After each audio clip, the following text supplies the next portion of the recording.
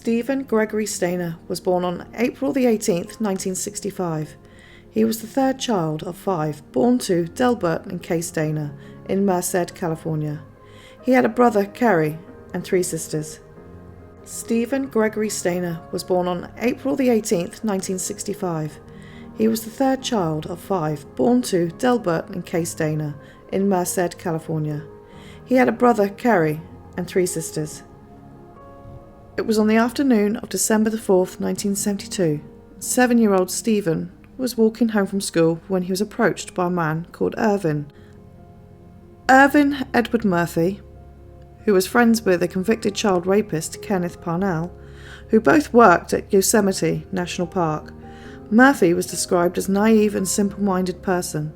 This made it easy for Parnell to enlist him in his plan into helping him abduct young boys. This was done by passing out gospel tracts to young boys walking home from school. This is how Murphy came across Steven Stayner that day. Murphy, who had stopped Steven, claimed to be a church representative, asking for donations. Murphy asked if Steven's mother would be able to donate anything to the church, and Steven replied she would. Steven was then asked where he lived, and if he would take Murphy to where he lived to see his mother. Moments later, a white Buick that was driven by Parnell pulled up, and Steven jumped in, thinking that they were going back to his house. Steven soon realised this wasn't the case when they arrived at a cabin in nearby Cathy's Valley. Unfortunately, Steven didn't know that's where he'd been taken, as it was only a matter of several hundred feet from his grandfather's home. Kenneth Parnell molested Steven on the first night and began raping him a couple weeks later. Steven begged to go home, but was told by Kenneth Parnell that he was given custody of him as his parents couldn't afford to keep him, as they had too many children. Parnell started to call Steven Dennis Gregory, and kept his real date of birth when enrolling him in school.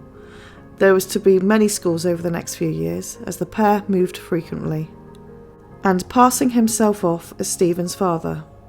Steven's parents and police had no luck in finding Steven in the meantime, and over the years he was allowed to drink and smoke and come and go as he pleased. During this time, he had been raped by Parnell and a woman called Barbara Matthias, who lived with them for nearly 2 years. Steven had been raped by Barbara at just 9 years old.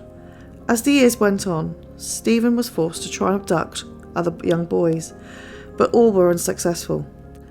Parnell had suspicions of Steven as not being a willing accomplice, which is why these attempted abductions were unsuccessful. 7 years after the abduction, on February the 14th, 1980, a 14-year-old Steven, a teenage friend called Randall Sean Pullman, kidnapped a 5-year-old Timmy White from Ukiah. Seeing the little boy in so much distress, Steven decided to return Timmy back to his family. Whilst Kenneth Parnell was working his night shift on March the 1st, 1980, Steven took Timmy and hitchhiked in Ukiah. Steven couldn't find Timmy's address and asked Timmy to go to the police station without him. Both were spotted together and detained, and then he finally revealed who he was and told them everything. On March the 2nd, 1980, Parnell had been caught and arrested for the abduction of both Steven and Timmy. Both families were reunited with their sons that very same day. In 1981, Parnell was convicted of kidnap on 2 separate trials of both Steven and Timmy.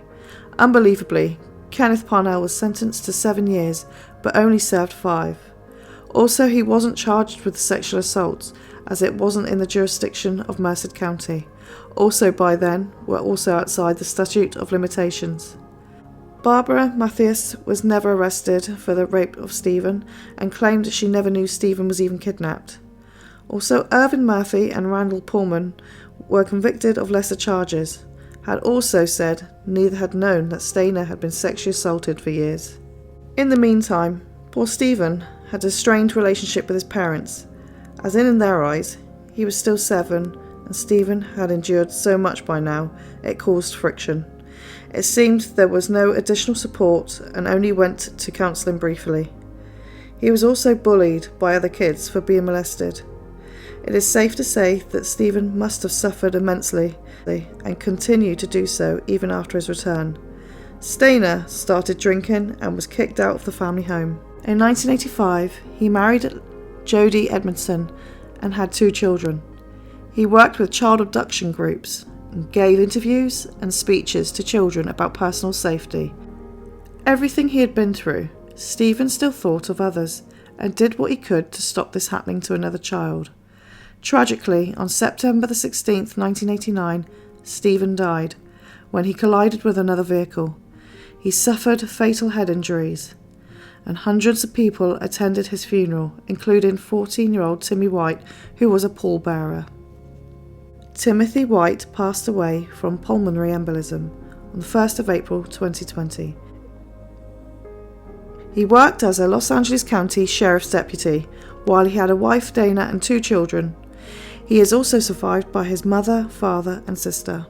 Kenneth Parnell, after leaving prison, he continued to pursue children, and in 2004 was convicted of trying to purchase a child for sex. He died in prison.